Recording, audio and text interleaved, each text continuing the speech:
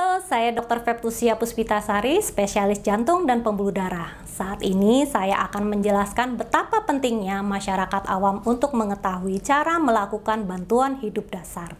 Kita ingat beberapa waktu yang lalu ada atlet sepak bola tim Eropa tiba-tiba mengalami tidak sadarkan diri di tengah lapangan. Dan juga atlet bulu tangkis kita yang tiba-tiba tidak sadarkan diri pada saat beliau latihan di lapangan. Orang yang tiba-tiba mengalami kehilangan kesadaran merupakan salah satu tanda dari henti jantung. Maka penting bagi kita untuk segera mengenalinya dan memberikan bantuan hidup dasar untuk menyelamatkan nyawa dari orang tersebut. Cara pertama bantuan hidup dasar adalah jika kita menemukan orang tidak sadarkan diri, maka kita harus melakukan cek respon. Cek respon adalah dengan menepuk bahu orang tersebut ataupun memanggil orang tersebut. Jika orang tersebut tidak memberikan respon, maka segera panggil bantuan ataupun segera panggil ambulans.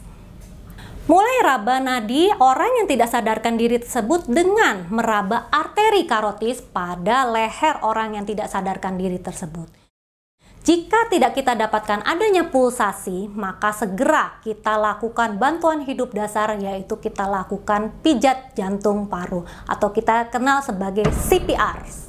Cara melakukan resusitasi jantung paru atau CPR, cardiopulmonary resuscitation, adalah melakukan pemijatan. Kita letakkan tangan kita di bagian tengah dari orang yang tidak sadarkan diri tersebut dengan kecepatan 100-120 kali dalam per menit. Pada masa pandemi saat ini, kita tidak memberikan bantuan pernafasan secara mouth to mouth ataupun mouth to nose, sehingga kita hanya melakukan hands-only CPR.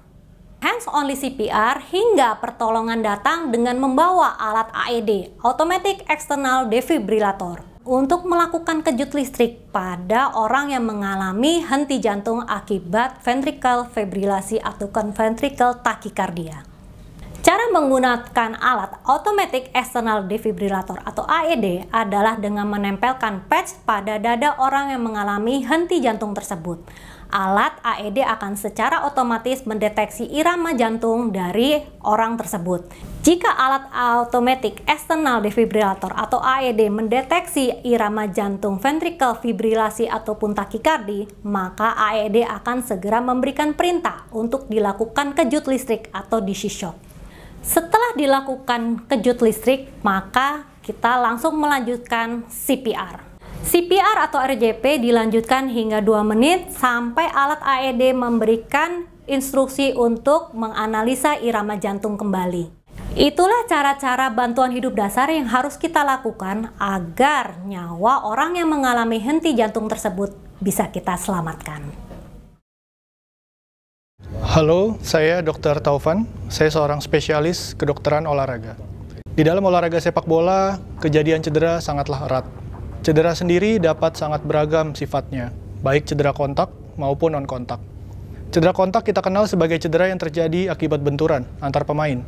Sedangkan cedera non-kontak akibat sesuatu yang tanpa benturan. Misalkan, seseorang pemain yang ketarik hamstringnya, terjatuh tiba-tiba, nyeri pada lututnya, dan sejenisnya.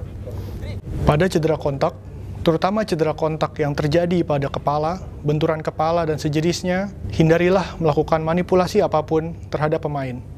Mengubah posisi kepalanya, mengubah posisi badannya, langsung panggil bantuan.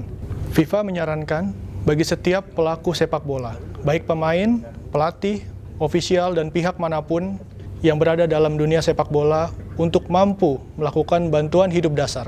Bentuknya adalah sebuah pelatihan yang dilakukan secara rutin, paling tidak 6 bulan sekali dan harus memiliki sertifikasi yang jelas.